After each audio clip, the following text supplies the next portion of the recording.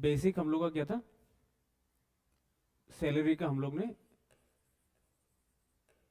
3 section देखा था, section 15, 16, 17।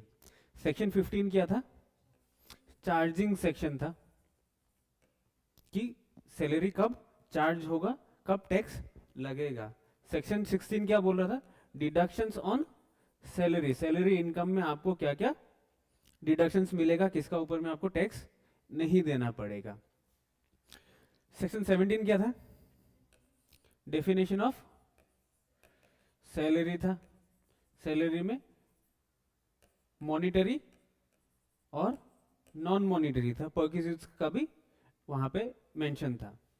तो पहले क्या था, अभी हम लोग ने पहले बीच में अभी लास्ट क्लास में डिस्कस हुआ था कि मिनिस्टर्स लोग को जो सैलरी मिलता है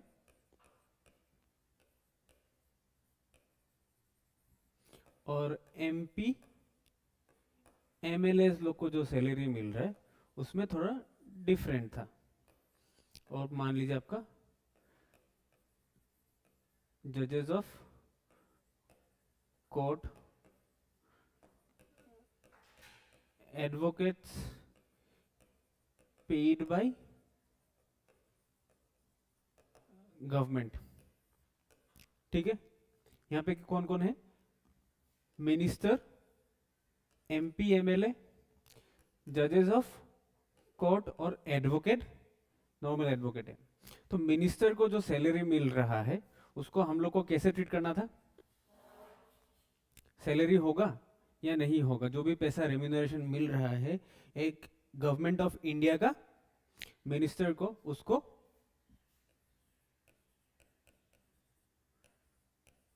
वो क्या होगा, टैक्सेबल सैलरी।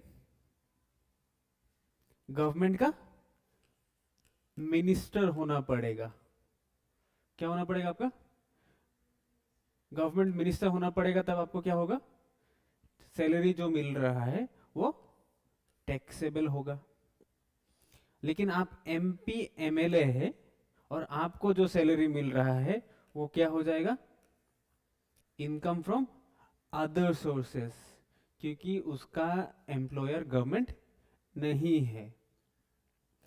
कोर्ट में भी गवर्नमेंट ने अपॉइंट किया है, वो भी क्या हो जाएगा,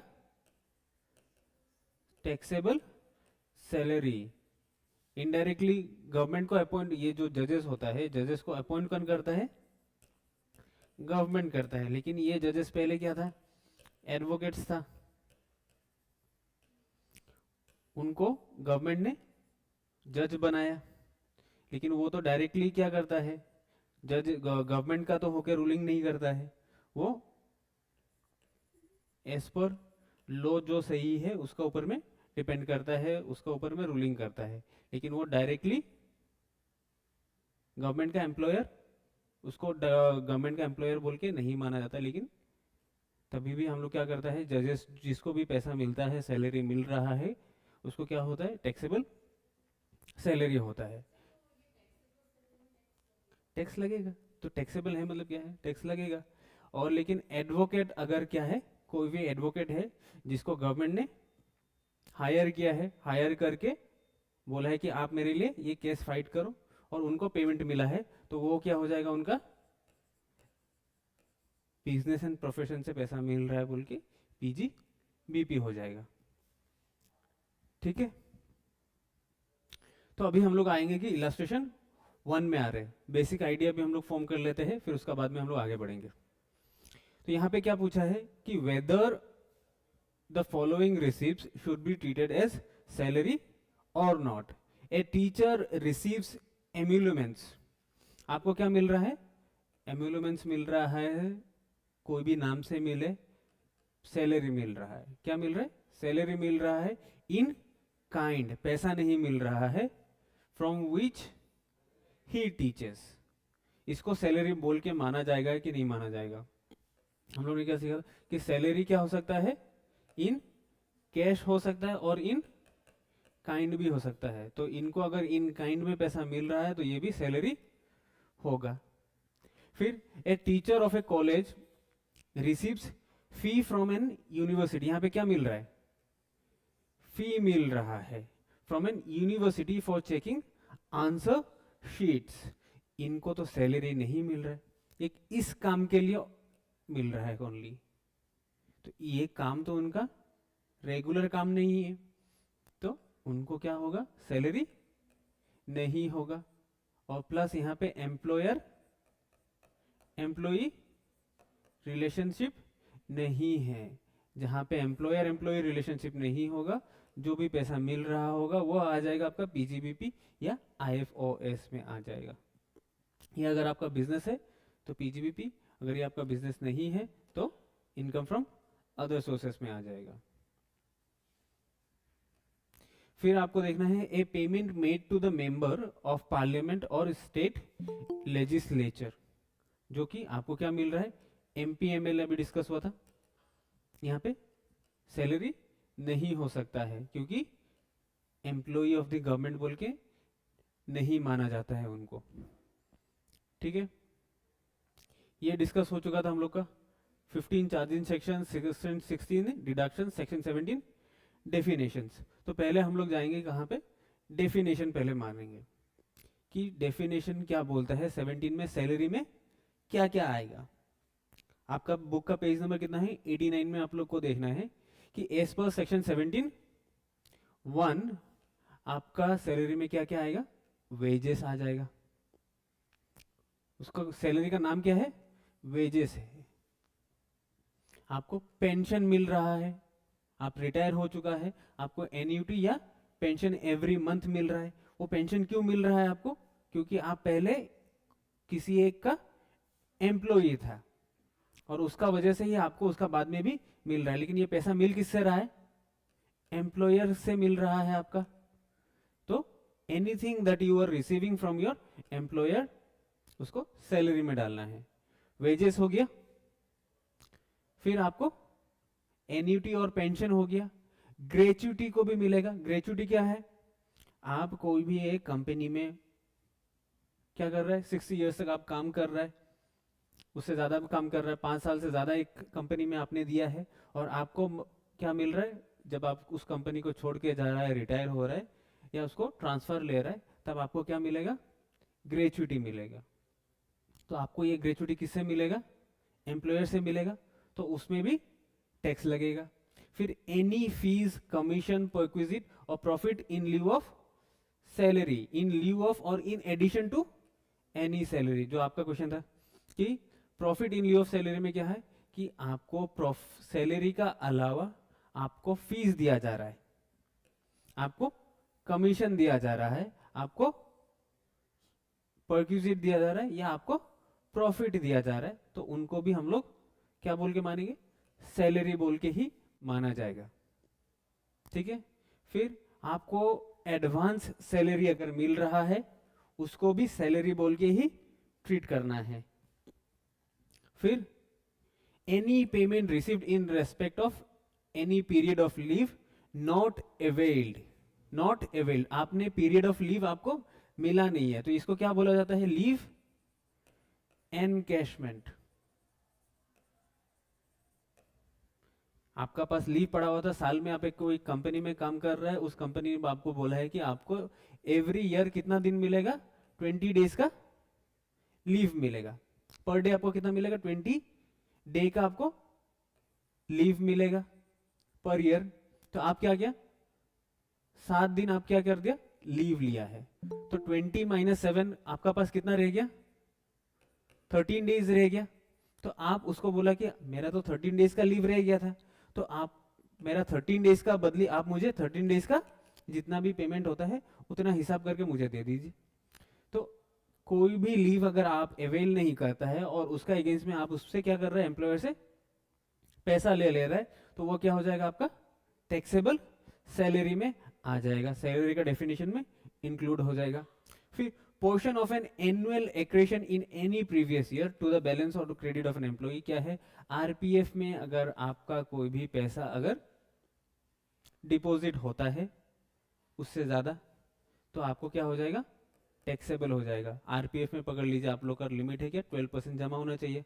आपको 12% से ज्यादा अगर 16% डिपॉजिट हो रहा है तो 12% को हटा के 12% को अगर हटा देता है तो आपका कितना परसेंट एक्सेस ज़्यादा हो गया, 4%। वो 4% क्या हो जाएगा, टैक्सेबल हो जाएगा।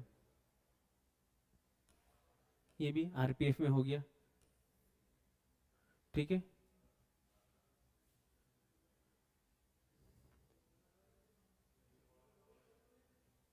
यहाँ पे क्या देखना है, सैलरी और वेजेस दोनों में हम लोग क्या सीखा था कि अभी सेक्शन 17 बोल रहा है कि वेजेस को सैलरी में ही इंक्लूड करना है। दोनों क्या है, सेम चीज़ है। वॉलेंटरी पेमेंट अगर आपको मिल रहा है, वॉलेंटरी पेमेंट मिले या कॉन्ट्रेक्चुअल पेमेंट मिले, उससे कोई भी डिफरेंस नहीं होता है। दोनों ही पेमेंट क्या होगा आपका, टैक्सेबल हो जाएगा। फिर आपने कोई एक्स्ट्रा काम किया है, ओवर टाइम किया है, और ओवर टाइम का बदले अगर आपको पैसा मिल रहा है, उसको भी सैलरी में ही इंक्लूड करना है। आपको अगर सैलरी 2 एम्प्लॉयर से मिल रहा है, क्या बोला है, एम्प्लॉयर एक होना जरूरी नहीं है, आपका एम्प्लॉयर 2 भी हो सकता है। अगर आपको 1 2 3 जन एम्प्लॉयर से आपको अगर पैसा मिल रहा है, सबको ही आपको एक्यूमुलेट करना है, सबको ऐड करना है, और ऐड करने का बाद में कहाँ पे डालना है, सैलरीज में डालना है। Present, farmer, prospective employer, future employer से भी पैसा मिलता है तो उसको भी आपको सैलरीज में डालना है।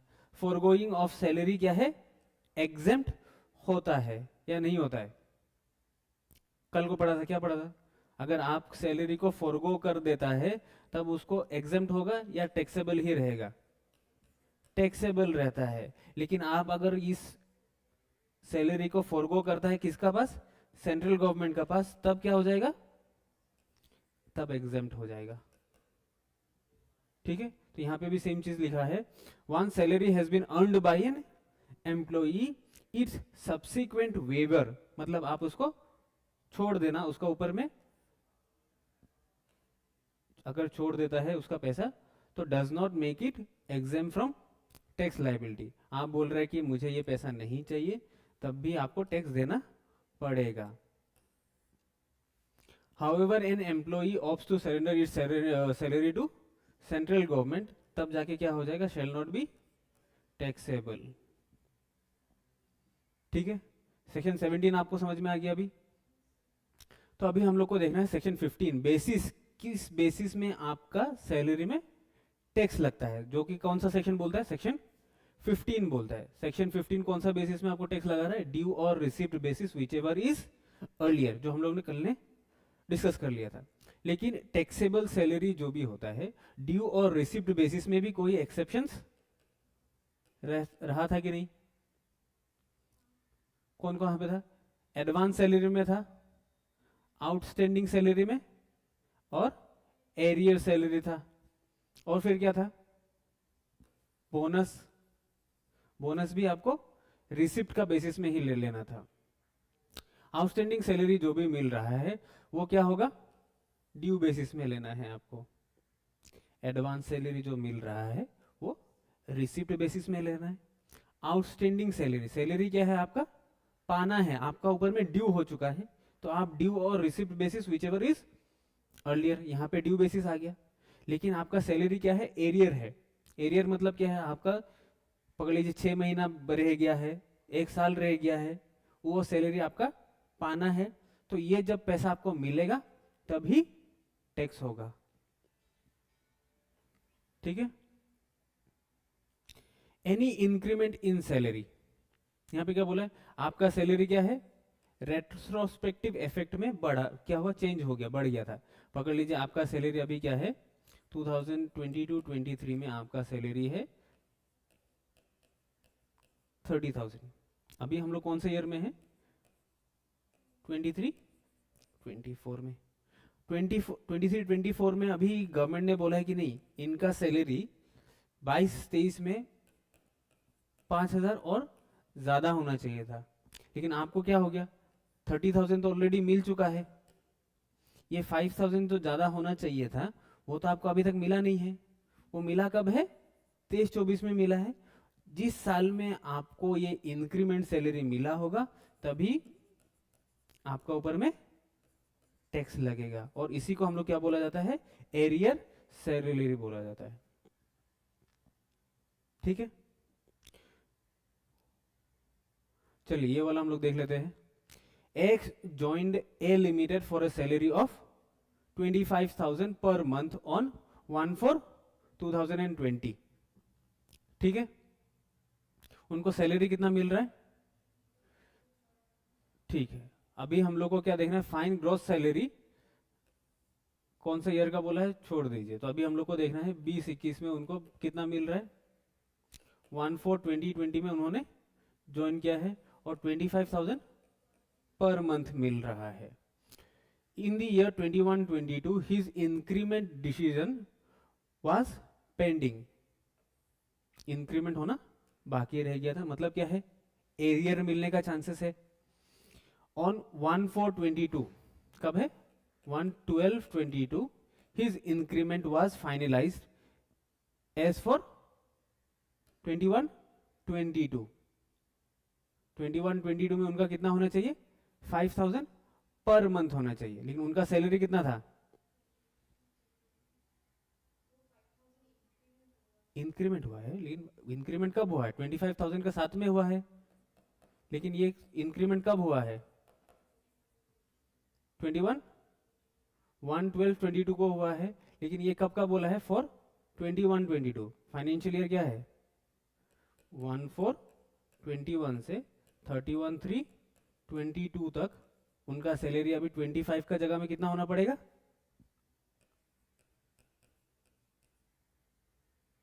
ये 21 से 22 तक ये कितना था? 20 से 21 था। काम में कब घुसा है वो? 20 में। फाइनेंशियल ईयर कौन सा हो गया है? प्रीवियस ईयर कौन सा हो गया? 2021। 2021 में उनका सैलरी है 25,000। 21-22 में उनका सैलरी 5,000 से इंक्रीमेंट हो गया, तो मतलब क्या हो गया? पर मंथ 30,000 हो गया। एंड फॉर 1/4/22 टू 31/3/23 उनका सैलरी फिर से 7,500 इंक्रीज हो गया। तो 7,500 इंक्रीज होने से कितना होगा?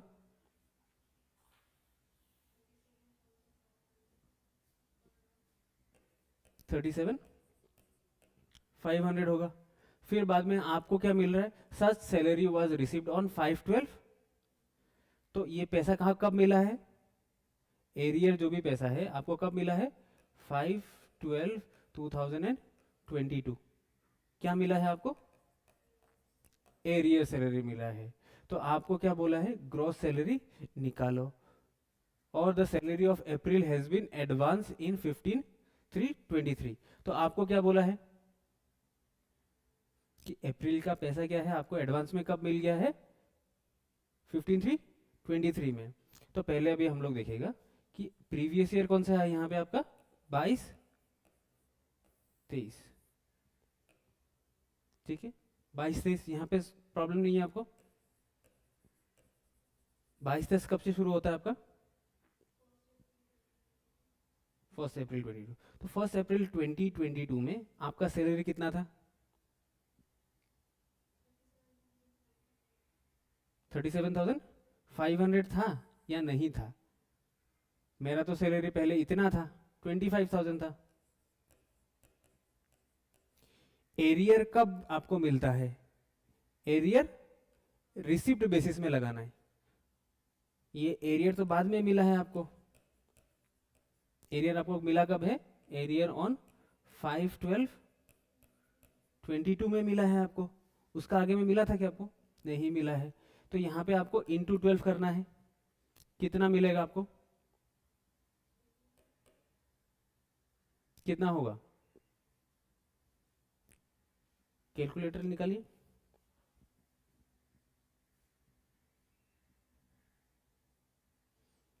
फिर एरियर आपको कितना मिला है?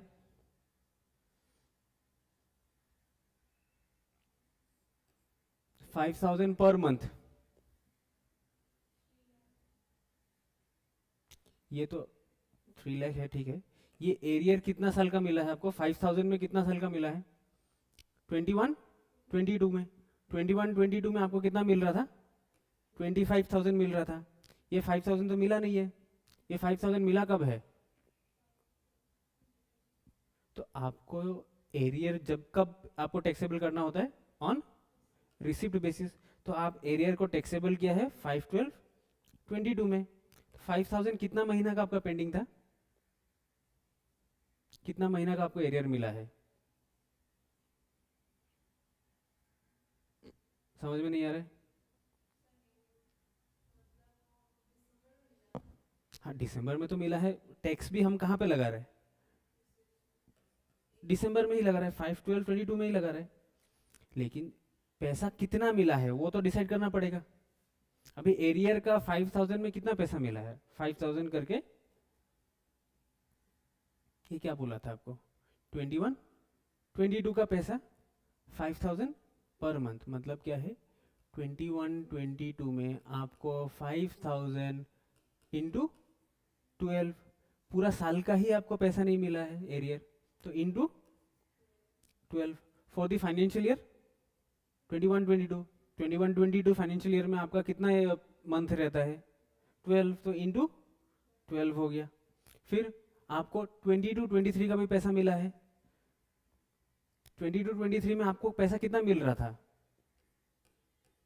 इतना ही मिल रहा था, अप टू इधर पे जाके मिला है आपको।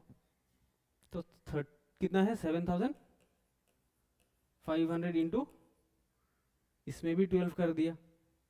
फिर यहाँ पे कितना मिला होगा आपको?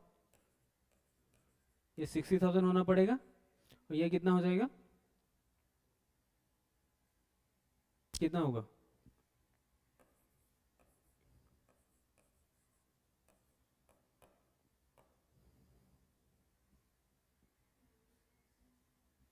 This is 90,000।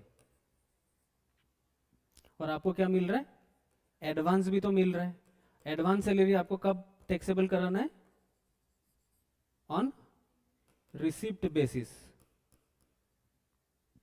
कितना मिल रहा है आपको?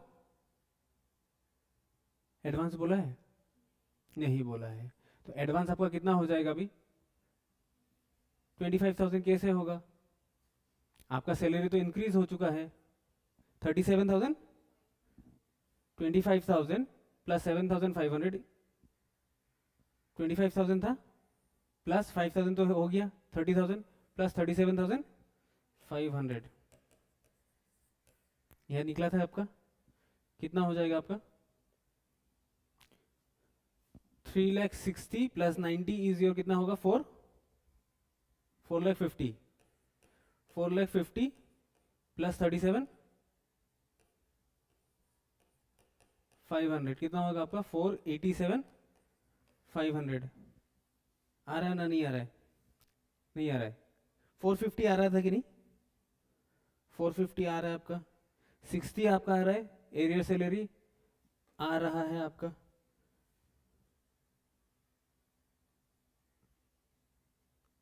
कहाँ पे कुछ रह गया अभी?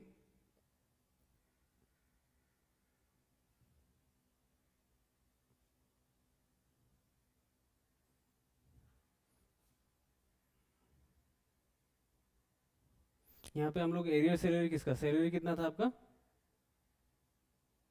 यहाँ पे आपको ज़्यादा होना पड़ेगा, मतलब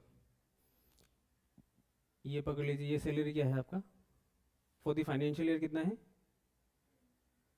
22, 23। 22, 23 में आपको 3 लाख करके मिला है। ये आपका एरियर सैलरी था 7,500 करके था। ये भी आपको मिल चुका है, ये भी आपको मिल चुका है। लेकिन ये कौन सा सर्कल लिया है आप? 21, 21, 22 का लिया है। लेकिन 22, 23 में भी तो आपका यहाँ पे 5,000 रुपया बढ़ जाना चाहिए था। इसमें भी अगर आप 5,000 बढ़ा देता, आपका क्या हो जाएगा? 60,000 हो जाएगा। तो फिर 4,87,500 प्लस 60,000 करने से कितना आता है? 4,87,500 प्लस 60,000 करने से कितना आएगा आपका? 5,47,000। नहीं समझ में आया? नहीं आया? चलिए फिर से आप 12 से क्यों? चलिए पहले से ये आपका सैलरी कौन सा है फाइनेंशियल ईयर? 22, 23। आपको मिल कितना रहा अभी? 25,000 ही मिल रहा है। आप एरियर में नहीं जाइए, एरियर में बाद में जाएंगे हम लोग। यहाँ पे कितना हो गया आपका 3 लाख। फिर बाद में आपको एरियर कितना ईयर का मिल रहा था, एरियर फॉर दी 21-22 कितना है आपका 5,000। ये 5,000 कौन सा साल का आपको मिल रहा है पैसा 21-22 में।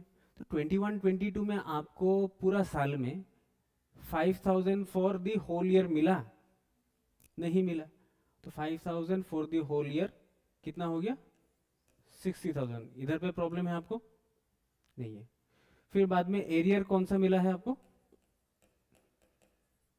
22-23 में 7,500 है। 7,500 पूरा साल में आपको, हम लोग ने तो 25,000 बोल के ही ले लिया, तो 7,500 का भी इंक्रीमेंट हम लोग ने नहीं लिया था, तो पूरा साल का ले लो। कितना आ जाएगा आपका 90,000 आ गया। फिर अभी आप लोग को देखना है कि मेरा तो सैलरी अगर हम इसका हिसाब से जाए, प्रीवियस ईयर कौन सा है 20-21 में मेरा था कितना था 25,000। प्रीवियस ईयर 21-22 में मेरा होना चाहिए था 25 + 5 30,000। और फाइनेंशियल ईयर 22-23 में मेरा होना चाहिए था 30,000 + 7,500 इज 37,500 होना चाहिए था। ठीक है, लेकिन आपको कितना मिल रहा है यहाँ पे 22-23 में 25,000 + 7,500 32,500 मिल रहा है। तो आपको मिला कितना है 32,500। तो 5,000 मिला है नहीं मिला है। तो एरियर फॉर 22-23 कितना है 5,000 × 12। आपका सैलरी 22-23 में कितना होना चाहिए था 37,500। आपका है कितना 37,500 होना चाहिए। आपने 25,000 मिला है, आपको अभी मिलना कितना है 12,500। 12,500 में से आपने 7,500 ऑलरेडी एरियर कैलकुलेट कर चुका है। आपका पास रह कितना गया 5,000। तो ये 5,000 क्या है एरियर ही है जो आपको मिला नहीं है अभी। ये जो एरियर आपका 21-22 का था यहाँ पे भी तो नहीं मिला है आपको, इसमें कितना हो जाएगा 60,000 हो गया। तो एरियर खत्म है आपका। फिर क्या रहेगा आपका एडवांस सैलरी। तो एडवांस सैलरी अभी कितना होगा, कैसे मिला, ये वाला यहाँ पे था 37,500। तो आपको कितना हो जाएगा 547,500। ठीक है,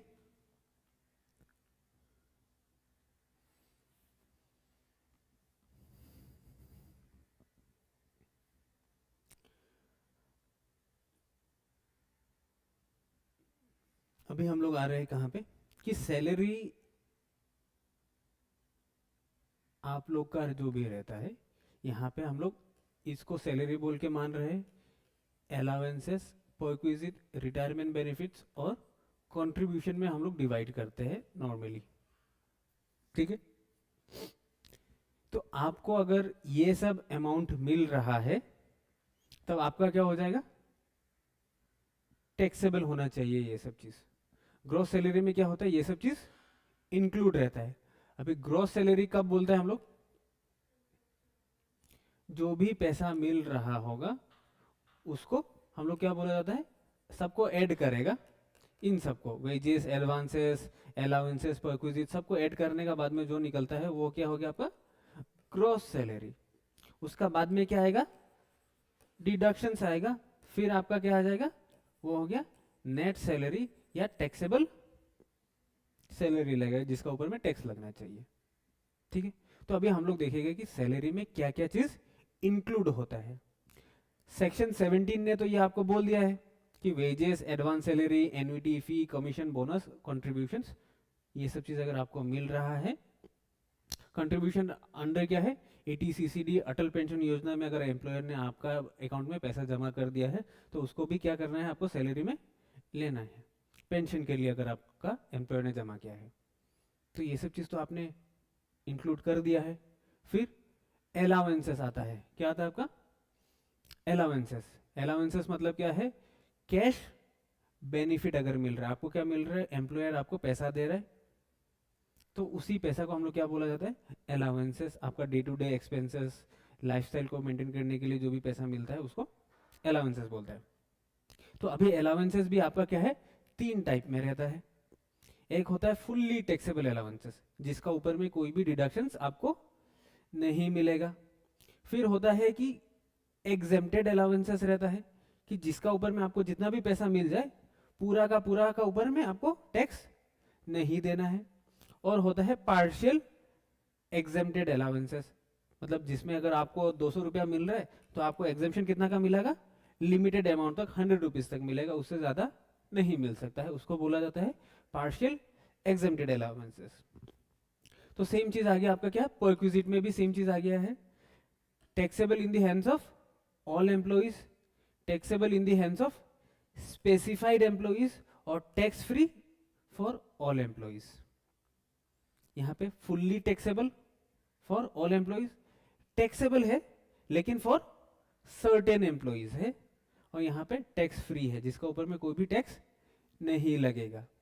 फिर बाद में आता है रिटायरमेंट बेनिफिट, कि आप रिटायर हो गया, रिटायर होने का बाद में आपको एम्प्लॉयर से कुछ भी पैसा मिल रहा है उसका ऊपर में टैक्स लगेगा कि नहीं लगेगा। Gratuity, pension, leave encashment, retrenchment, compensation, voluntary retirement scheme, ये सब चीज में अगर आप क्या कर रहे हैं, आपको एम्प्लॉयर से पैसा मिल रहा है, उसमें से कुछ एक अमाउंट क्या होता है, आपको डिडक्शंस मिल जाता है, पूरा का ऊपर में आपको टैक्स नहीं लगता है, रिटायरमेंट बेनिफिट है में। फिर बाद में आ जाता है क्या, contribution to provident fund, statutory provident fund, recognise provident fund, unrecognise provident fund, public provident fund, और आपका ये क्या था, ASF जो भी है। तो स्टेच्यूटरी नॉर्मली दूसरा कोई भी प्रोविडेंट फंड में होगा, जो उसमें आपका रिकॉग्नाइज नहीं होगा उसको टैक्स कैसा लगना चाहिए। तो कंप्यूटेशन आपको पहले करना पड़ेगा। ग्रॉस सैलरी आपको मिल गया है, डिडक्शन आपने 50,000 और विच एवर जो सैलरी का डिडक्शन मिलता है स्टैंडर्ड डिडक्शन। एंटरटेनमेंट अलाउंसेस किसको मिल रहा था, गवर्नमेंट एम्प्लॉइज को मिल रहा था,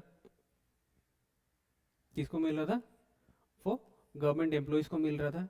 और वहाँ पे डिडक्शन का अमाउंट क्या था, एक्चुअल अमाउंट रिसीव्ड और 1/5 ऑफ द बेसिक सैलरी और 5,000 विच एवर इज लोअर। आपको अगर मिल रहा है कितना,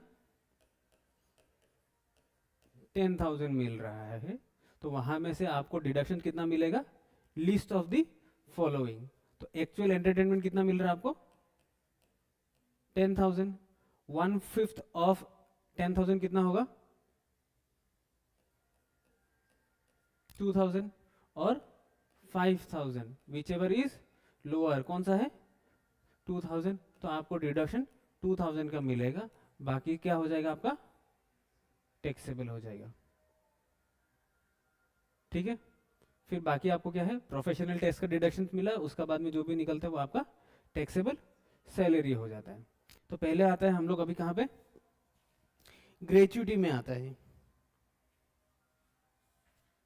ठीक है, डियरनेस अलाउंस क्या होता है, बोनस क्या होगा, कमीशन क्या होगा, वो भी हम लोग डिस्कस करेंगे आराम से। तो पहले अभी हम लोग आ जाता है कहां पे, ग्रेच्युटी में। ग्रेच्युटी में क्या है, आपको रिटायरमेंट होने का बाद में आपको एम्प्लॉयर से क्या मिलता है, पैसा मिलता है। एम्प्लॉयर आपको पैसा क्यों देगा, क्योंकि आपने पास्ट में क्या है, एम्प्लॉयर को सर्विस प्रोवाइड किया था, और सर्विस प्रोवाइड करने का कारण में आपको क्या मिला रहा है, इनाम मिलेगा। तो यहाँ पे क्या है, ग्रेच्युटी जब भी मिलेगा 2-3 टाइम में मिल सकता है आपको।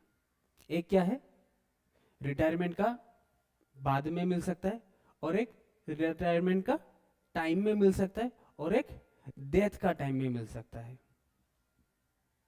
ग्रेच्युटी कब कब मिल सकता है आपको, आप बोला है कि एम्प्लॉयमेंट का टाइम में अगर आपको मिल रहा है और आपको रिटायरमेंट का टाइम में मिल सकता है, मतलब आप जिंदा है तब आपको पैसा मिल रहा है, या आप मर गया है उसका बाद में आपको क्या मिल रहा है, पैसा मिल रहा है। तो ये 3 टाइम में आपको पैसा क्या हो सकता है, मिल सकता है। तो अगर आपको एम्प्लॉयमेंट का टाइम में आप क्या है, अभी भी नौकरी में है और आपने ग्रेचुइटी का अमाउंट आपने ले लिया है, तो जितना भी अमाउंट आपको मिल रहा है वो फुल्ली टैक्सेबल है। क्यों टैक्सेबल है? क्योंकि आप तो अभी काम में तो है और आपका एम्प्लॉयर एम्प्लॉय रिलेशन अभी भी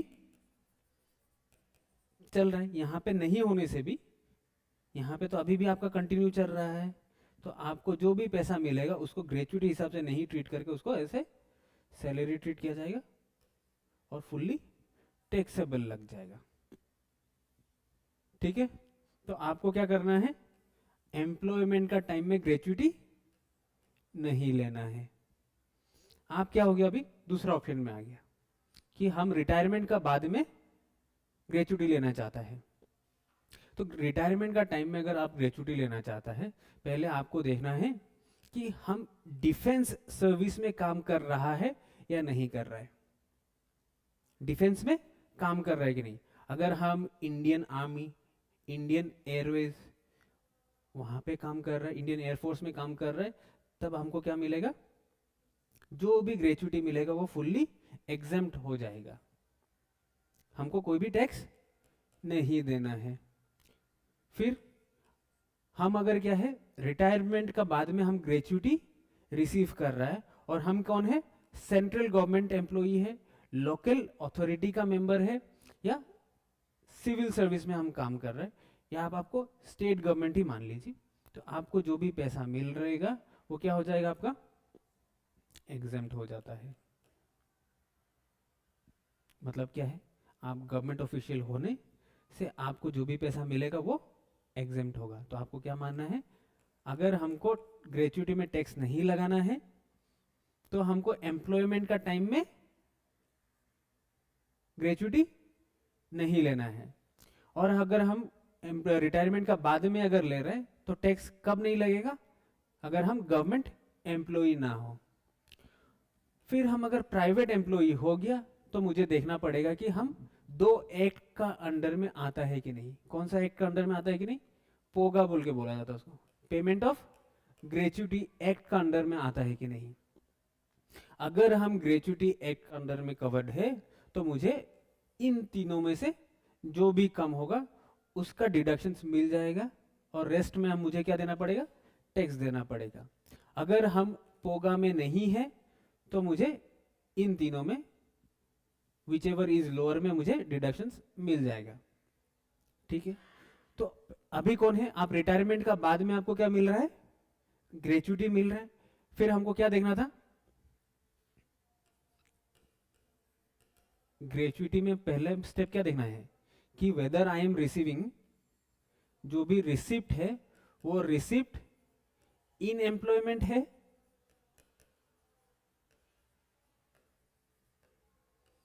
और इन रिटायरमेंट है, रिटायरमेंट और डेथ है।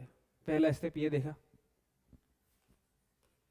सेकेंड स्टेप मुझे क्या देखना है कि हम टाइप ऑफ एम्प्लॉई कैसा है, हम गवर्नमेंट है या नॉन गवर्नमेंट है। अगर हम नॉन गवर्नमेंट है तो हम पोगा में आता है या नहीं आता है, पेमेंट ऑफ ग्रेचुइटी एक्ट में हम कवर्ड है या पेमेंट ऑफ ग्रेचुइटी एक्ट में कवर्ड नहीं है। अगर हम पेमेंट ऑफ ग्रेचुइटी एक्ट में कवर्ड है तो मुझे मिलेगा कितना, up to a maximum of 20 lakh तक मुझे एग्जेम्पशन मिलेगा, डिडक्शंस मिलेगा, और एक्चुअल ग्रेचुइटी अमाउंट रिसीव्ड और last drawn salary into number of years, मतलब आपने जितना भी लास्ट में सैलरी ड्रॉ किया है उसका निकालिए into number of years of employment. आप कितना साल काम किया है, मान लीजिए आप 38 ईयर्स काम किया है, लास्ट महीना में आपका सैलरी था 40,000, आप काम किया है 38 ईयर्स के लिए, आपको कर देना है 15/26। 15/26 मतलब क्या है, हाफ ऑफ अ मंथ। एक महीना में आप कितना दिन काम करता है, पकड़ लीजिए 30 डेज रहता है, 4 दिन क्या रहता है आपका, संडे चला जाता है, रह गया कितना 26, और उसका आधा कर दो, पूरा महीना का आधा 15, तो आधा महीना का सैलरी मिलेगा। आप मतलब 38 ईयर्स में एवरी मंथ कितना काम किया है, उसका आधा पैसा मिलेगा आपको। समझ में आए? एवरेज सैलरी निकालिए कितना होगा, कितना साल काम किया है वो निकालिए, और फिर यहाँ पे 15/26 कर दीजिए। लेकिन यहाँ पे मेन यहाँ पे डिफरेंस क्या है, यहाँ पे आपका 15/26 है और यहाँ पे 15/30 है, तो यहाँ पे क्या मिलेगा आपको, ज्यादा अमाउंट मिलेगा, और यहाँ पे आपका कम अमाउंट होगा, क्योंकि यहाँ पे क्या हुआ, डिवाइड कितना में हो रहा है, यहाँ पे डिवाइडेड बाय 30 हो रहा है और यहाँ पे डिवाइडेड बाय 26 हो रहा है। ठीक है, ये समझ में आ गया आपको? तो अगर आप क्या है, पेमेंट ऑफ ग्रेच्युटी एक्ट में कवर्ड नहीं है, तो आपको एग्जेम्पशन कितना मिलेगा, सेम चीज 20 लाख का 20 लाख। सेकेंड में एक्चुअल ग्रेच्युटी रिसीव्ड, और यहाँ पे average of 10 months salary, average of last 10 month salary, यहाँ पे लास्ट 10 मंथ का सैलरी नहीं बोला था, तो यहाँ पे आपका एवरेज ऑफ लास्ट 10 मंथ का सैलरी लो, इनटू हाफ कर दो, और into number of years of service. जैसे यहाँ पे भी आप क्या कर रहा था, एवरेज सैलरी या salary last drawn salary into number of years of service into 15/26 था। ये कब था, अगर आप पेमेंट ऑफ ग्रेच्युटी एक्ट में अगर आता है, और अगर आपका नहीं आता है तो आपको क्या करना है, एवरेज ऑफ सैलरी कितना का महीना का, 10 months average salary, previous 10 months average salary into number of years of service into 1/2 कर देने से आपका क्या आ जाएगा, नॉन पोगा आ जाएगा। तो विच एवर इज लोअर में आपको क्या मिलेगा, डिडक्शन या एग्जेम्पशन मिल जाएगा, उसका ऊपर में आपको टैक्स नहीं लगना पड़ेगा। ठीक है, तो पहले यहाँ पे क्या है, आपको दो चीज देखना है कि अगर आपका सैलरी पोगा में है, मतलब क्या है, पेमेंट ऑफ ग्रेच्युटी एक्ट में कवर्ड है, तो आपका सैलरी का डेफिनेशन क्या होगा, बेसिक प्लस डीए। यहाँ पे जो सैलरी बोला है लास्ट ड्रॉन सैलरी, उस सैलरी में आपको क्या निकालना पड़ेगा, बेसिक प्लस डियरनेस अलाउंस। ठीक है, डीए मतलब क्या है आपका, डियरनेस अलाउंस है। तो फिर यहाँ पे क्या है, नॉट अंडर पोगा। डियरनेस अलाउंस मतलब क्या है, आप कोई भी एक कंपनी के लिए, कंपनी का मंथली बेसिक पकड़ लीजिए, आपका क्या है, आपको 20,000 रुपया इतना फिक्स्ड है। और डियरनेस अलाउंस मतलब है कि आप कोई भी एक कंपनी में काम जब कर रहा है, उसका लिए आप कौन है, बहुत डियर है, और उसका लिए आपका मंथली एक्सपेंसेस बेयर करने के लिए, आपका लाइफस्टाइल चलाने के लिए आपको उससे एक्स्ट्रा पैसा मिलता है। तो बेसिक आपका 20,000 है, तो डीए आपका मान लीजिए 30,000 मिल सकता है, तो आपका टोटल सैलरी कितना हो जाएगा, 50,000 हो जाएगा। ठीक है, तो ये डियरनेस अलाउंसेस क्या होता है, फुल्ली टैक्सेबल होता है। अलाउंसेस में हम लोग ने पढ़ा था कि fully taxable, fully exempt, partially taxable था। तो यहाँ पे ये क्या है, डियरनेस अलाउंसेस फुल्ली टैक्सेबल होगा। तो बेसिक प्लस डीए कब कंसीडर करना है, अगर आपका सैलरी पोगा में आता है, और आपका अगर पोगा में कवर्ड नहीं है, आप प्राइवेट एम्प्लॉई है और आपका सैलरी क्या है, पोगा में नहीं आता है, आपका इंस्टीट्यूशन पोगा में नहीं आता है, तब आपको क्या करना है, बेसिक प्लस डीए लेना है। लेकिन कौन सा डीए लेना है, forming part of retirement benefit, मतलब डीए का वो पोर्शन को लेना है जो रिटायरमेंट बेनिफिट में आता है। रिटायरमेंट में जो पैसा कंट्रीब्यूट किया होगा, जो भी अलाउंसेस कंट्रीब्यूशन होगा, उसी डीए को लेना है, बाकी पूरा पूरी डीए को नहीं लेना है। Basic plus DA plus commission क्या है, परसेंटेज ऑफ टर्नओवर, मतलब अगर आपको कमीशन में क्या मिल रहा है, फी मिल रहा है, तो इस डेफिनेशन में आपको कंसिडर नहीं करना है। आपको अगर कमीशन मिल रहा है, लेकिन कमीशन कितना मिलेगा, फिक्स्ड 5000 का कमीशन मिल रहा है, तो उस फिक्स्ड 5000 का कमीशन को इस डेफिनेशन में नहीं लेना है या नहीं लेना है। डेफिनेशन क्या बोल रहा है आपका, बेसिक लेना है, यहाँ पे सेम है। डीए में भी क्या है, आपको डियरनेस अलाउंस है जो उसको लेना है, यहाँ पे फुल डीए को लेना है, और यहाँ पे आपका रिटायरमेंट बेनिफिट का डीए को लेना है। कमीशन में किसको लेना है, परसेंटेज ऑफ टर्नओवर को लेना है। यहाँ पे परसेंटेज ऑफ टर्नओवर का बात नहीं है, यहाँ पे क्या बोल रहा है, फिक्स कमीशन आपको मिलेगा, तो फिक्स कमीशन को यहाँ पे नहीं लेना है। यहाँ पे अगर आपका अगर परसेंटेज ऑफ टर्नओवर दिया हुआ है तभी उसी को कंसिडर करना है, अदरवाइज बाकी कोई भी पैसा मिलेगा उसको इस सैलरी का कंट्रीब्यूशन में कैलकुलेशन में हमको कंसिडर नहीं करना है।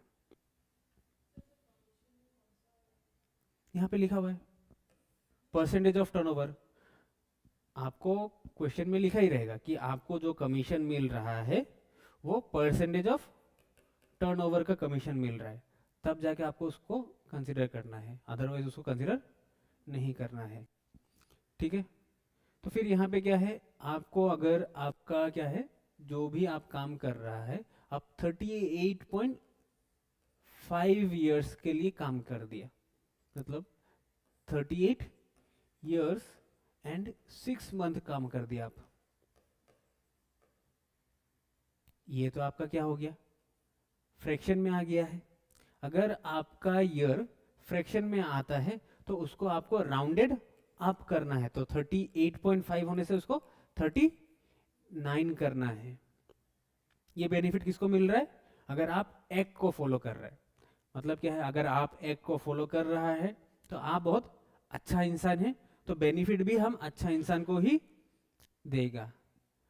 आप एक्ट को फॉलो नहीं कर रहे तो आपको ये बेनिफिट भी नहीं मिलेगा, आपका 38.9 ही क्यों ना हो, आपको 38 का ही बेनिफिट मिलेगा। ठीक है,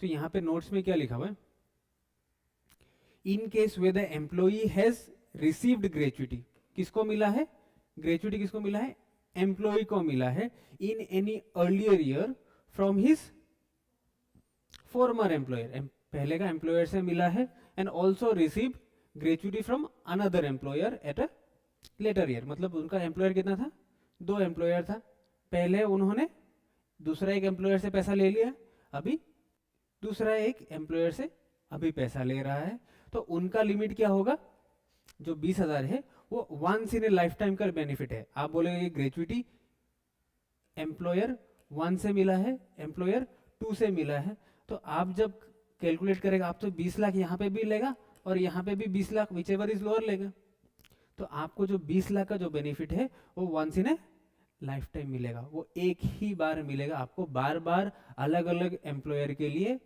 20 लाख का लिमिट नहीं रहेगा। ठीक है, समझ में आ गया आपको। फिर gratuity received by legal heirs is exempt from tax, आपको क्या मिल रहा है, आपको मरने का बाद में आपका लीगल हायर को क्या मिल रहा है, ग्रेचुटी मिल रहा है, और ये जो भी पैसा आपका लीगल हायर को मिलेगा, मतलब आपका डिसेंडेंट को जो भी पैसा मिलेगा वो क्या हो जाएगा, एग्जेम्प्ट हो जाएगा। Employees of a seasonal establishment अगर रहता है, सीजनल अगर आप काम कर रहा है, तो इंस्टेड ऑफ 15 डेज आपको कितना दिन का सैलरी लेना पड़ेगा, 7 डेज का सैलरी लेना पड़ेगा। जहाँ पे 15/26 कर रहा था वहां पे आपको 7 डेज, 15 का जगह में 7 लेना है। कब लेना है, वो सीजनल रहना पड़ेगा। सीजनल एस्टेब्लिशमेंट क्या होगा, एग्रीकल्चरल बिजनेस में क्या हो गया आपका, सीजनल काम रहता है, तो ये आपको सीजनल लेना है। पीस रेटेड में आपको 3 मंथ्स का लेना है। अगर आप पीस रेटेड में काम कर रहे हैं, पीस रेटेड मतलब क्या है, आपको कॉस्ट में मिला होगा कि आप पर पीस वाइज आपका रेट निकलता है, उसका हिसाब से अगर आप वैसा टाइप का एम्प्लॉई है कि आप पर पीस कितना रेट मिलेगा उसी में आप अर्न करेगा। तो daily wages shall be computed on the average of total wages received by him, total wages received by him for a period of 3 months immediately preceding retirement. तो आपको कितना महीना का लेना है, 3 महीना का खाली वेजेस को लेना पड़ेगा। सीजनल होने से 7/26। अगर पीस रेटेड एम्प्लॉई है आपको 3 मंथ्स एवरेज वेज लेना है, एवरेज ऑफ दी 3 मंथ्स लेना है। ठीक है, तो अभी आज को हम लोग ये करेंगे अभी, जो कि बुक में नहीं रहना चाहिए।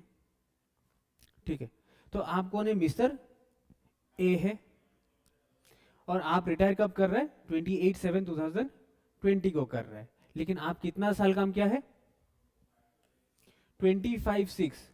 इसको अभी राउंड अप जो करना है, कब करेगा हम लोग, अगर हम पोगा में होता है तो राउंड अप करना है, और पोगा में नहीं है तो पोगा होने से आप क्या करेगा, कितना होगा, ये 26 हो जाएगा, और नॉन पोगा होने से 25 ही रहेगा।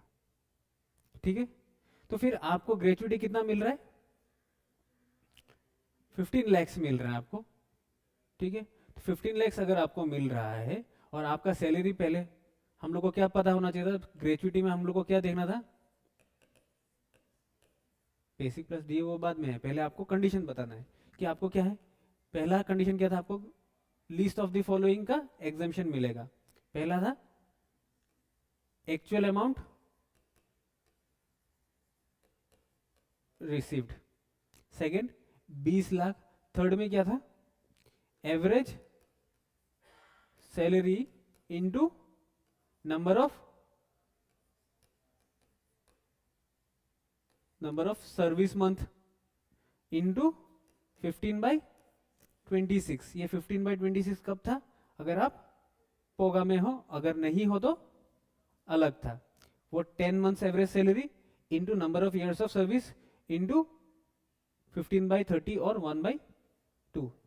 ठीक है, तो पहले हम लोग क्या देखेंगे, सैलरी है, यहाँ पे है 60% रिटायरमेंट बेनिफिट का है। रिटायरमेंट बेनिफिट किस में लेना था आपको,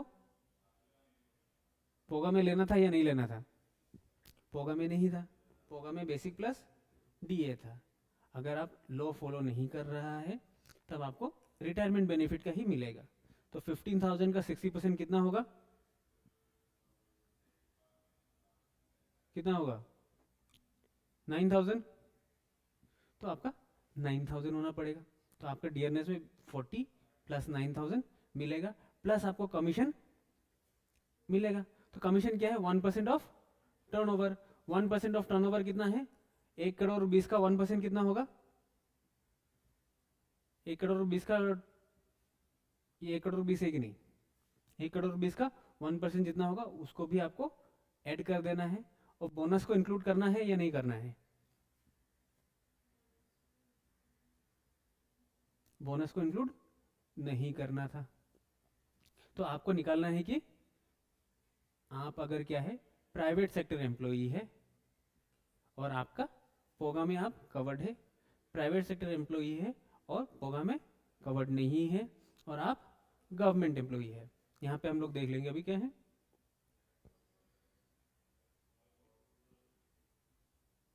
प्राइवेट है प्लस पोगा है, प्राइवेट है, नॉन पोगा है, और ये आपका गवर्नमेंट एम्प्लॉई था। तीनों को 15 लाख ही मिल रहा था। एग्जाम्पशन कितना है, तीनों का लिए 20 लाख 20 लाख 20 लाख है। ग्रेचुइटी इतना इतना इतना, इसमें भी आपको प्रॉब्लम नहीं है। तो अभी कहाँ पे आना था, पोगा में आना था। अगर आपको क्या, कहाँ पे कवर्ड है आप, पोगा में कवर्ड है, जो कि कौन था, पहला वाला था। इनको तो पूरा पूरी में एग्जाम्प्ट मिलेगा, क्योंकि क्यों मिलेगा, गवर्नमेंट एम्प्लॉई है। यहाँ पे आपका क्या था, बेसिक प्लस डी ए था, तो 40 प्लस डी ए कितना हो गया आपका, कितना हो गया आपका, यहाँ पे तो 15,000 था, 15 का रिटायरमेंट बेनिफिट ही लेना है, जो भी आपका डीए है उसमें भी क्या लेना है आपको, रिटायरमेंट बेनिफिट लेना है। तो यहाँ पे 40 प्लस 9,000 इज 49,000।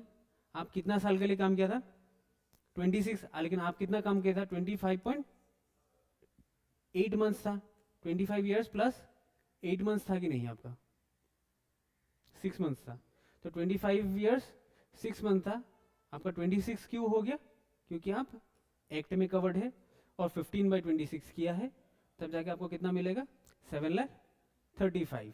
तो आपका this which ever is lower, तो आपको बेनिफिट कितना का मिलेगा, 7,35,000 का ही माइनस होगा 15 लाख से। ठीक है, ये समझिए आप। फिर आपको आना है कहां पे, 15 लाख मिला है, प्राइवेट एम्प्लॉई है और आप पोगा में कवर्ड नहीं है। पोगा में कवर्ड नहीं है तो आपको क्या करना पड़ेगा, एवरेज ऑफ लास्ट 10 मंथ का सैलरी निकालो, एवरेज ऑफ लास्ट 10 मंथ का सैलरी निकालो इनटू इयर्स ऑफ सर्विस, जो कि कितना होगा यहाँ पे 25, और आप उसको हाफ कर देना है। ठीक है, तो यहाँ पे कितना था आपका, 10 मंथ का सैलरी बोला है, तो 40,000 इंटू 10 हो गया। 15,000 इंटू 60% करने से क्या होता है आपका, रिटायरमेंट बेनिफिट का डी आ गया, इंटू 10 मंथ का बोला है, बेसिक प्लस डीए 10 मंथ का एवरेज आपने निकाल दिया है, डिवाइडेड बाय 10 करने से एवरेज ही निकालेगा, ये निकल गया है। फिर 1% ऑफ 1,20,00,000 कमीशन को भी तो आपको पकड़ना था, तो बेसिक प्लस डीए, लेकिन कौन सा है, रिटायरमेंट वाला, प्लस आपको कमीशन है कौन सा, परसेंटेज ऑफ टर्नओवर। यहां पे आप परसेंटेज ऑफ टर्नओवर कितना करेगा, 1,20,00,000 का 1% कितना होगा आपका, 1,20,000 हो जाता है, 1,20,000 होता है, हाँ, तो 1,20,000 अगर होता है फिर उसका डिवाइडेड बाय 10 कर दो और इंटू 25 इंटू हाफ, आपको कितना निकलना चाहिए, 7,37,000 निकलना चाहिए। तो आपको डिडक्शन कितना मिलेगा, 15 lakhs, 20 lakhs, 7,37,500, which ever is lower, आपको उतना का डिडक्शन मिल जाएगा। फिर गवर्नमेंट एम्प्लॉय था, गवर्नमेंट एम्प्लॉय को 15 लाख का ग्रेचुटी मिला है, तो उनको कितना मिलेगा, 15 लाख और 20 lakh, which ever is lower, lower भी हो या ना हो, लेकिन गवर्नमेंट एम्प्लॉय को तो फुल्ली क्या होता है, एग्जेम्प्ट होता है। फुल्ली अगर एग्जेम्प्ट होता है तो उनको कोई भी टैक्स नहीं देना है, बाकी सब में इन दोनों को टैक्स देना पड़ेगा। कैसे निकला ये आप 15 लाख में से 7,35,000 माइनस किया, और यहाँ पे 15 लाख में से 7,37,500 माइनस किया, तो आपको ये निकलना चाहिए। ठीक है, हो गया। चलिए अभी आप लोग बुक का करिए, बुक का इलस्ट्रेशन नंबर 2 एक बार ट्राई करिए।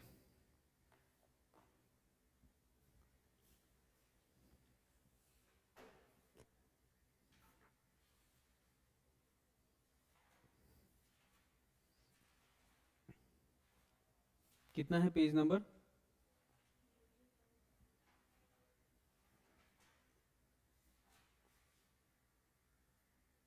नाइन्टी 95 है, बुक है आपका पास, ठीक है। यहाँ पे कौन है अभी, मिस्टर अशोक है, उनको ग्रेचुटी कितना मिला है, 8,05,000। तो अगर मुझे ग्रेचुटी मिल रहा है जो कि कितना है, 8,05,000 है, यहाँ पे किसको मिल रहा है पैसा, अशोक जी को पैसा मिला है। ग्रेचुटी कितना मिल रहा है उनको, 8 लाख, ठीक है।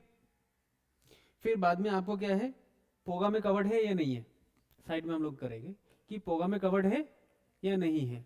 पोगा में कवर्ड है, पोगा में अगर कवर्ड है तो उनको क्या मिलना चाहिए, अमाउंट रिसिव्ड 20 लाख और क्या था, कितना मंथ का, एवरेज सैलरी कब का, एवरेज सैलरी कब का मिलना चाहिए, लास्ट 10 मंथ या लास्ट ईयर का, लास्ट ईयर का चाहिए। एवरेज सैलरी निकाला इनटू नंबर ऑफ सर्विस निकाला इनटू 15/26 करना चाहिए। ठीक है, तो फिर यहां पे आपको देखना है कि मुझे एग्जेम्पशन में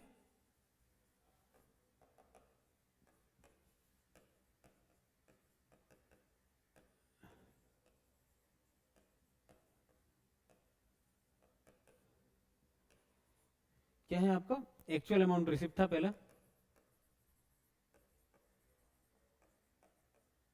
बी में क्या है, स्टैट्यूटरी लिमिट है। स्टैट्यूटरी लिमिट कितना है आपका, और फिर आपका कैलकुलेशन क्या था, average salary, last drawn salary था, लास्ट ड्रॉन सैलरी और एवरेज सैलरी, फिर क्या था आपका number of years of service. यहां पे आपको राउंड अप करना था या नहीं करना था, राउंड अप कर दे रहा आप, इनटू 15/26 था। तो आपको एक्चुअल में मिला कितना है, 1,05,000 आपको मिला है। स्टैट्यूटरी लिमिट कितना है, 20 लाख का है। एवरेज सैलरी में आपको क्या पकड़ना था, बेसिक प्लस डीए, डीए लेकिन कैसा होना पड़ेगा, रिटायरमेंट बेनिफिट वाला होना पड़ेगा। तो आपका बेसिक कितना है इधर, 32,700 है। डीए दिया हुआ है, डीए नहीं दिया हुआ है, तो डीए कुछ नहीं है, तो आप हम लोग डायरेक्ट इनटू करेगा। Average salary is 32,700, number of years of service कितना है, आपने कितना साल काम किया है यहाँ पे, 35.7 मंथ्स। तो आपको राउंड अप करना है या नहीं करना है, करना है। तो 35 का क्या हो जाएगा, अभी 36 हो गया, इंटू 15/26 कितना निकल रहा है,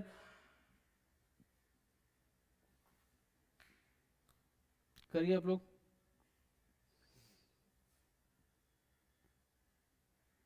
32,700 इंटू 36 इंटू 15 डिवाइडेड बाई 26, मेरा कितना निकलना चाहिए, 679,154।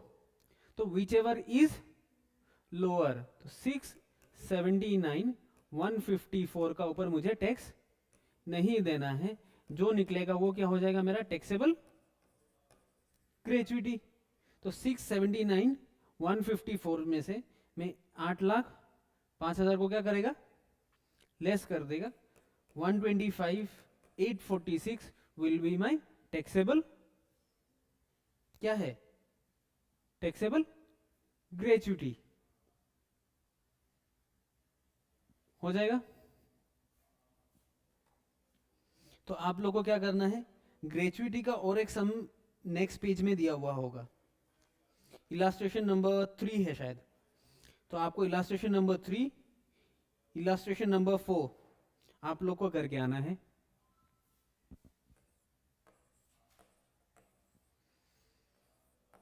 इलास्ट्रेशन 3 एंड 4, ये पेज नंबर कौन कौन सा में है आपका, illustration number 4 is in 98 and illustration 3 is in 96। तो इलास्ट्रेशन 3 96 में है पेज नंबर, और एक है आपका 98 में है। तो ये दो आप लोग को ट्राई करके आना है, अगर कंफ्यूजन है तो फिर बाद में हम लोग डिस्कस करेंगे।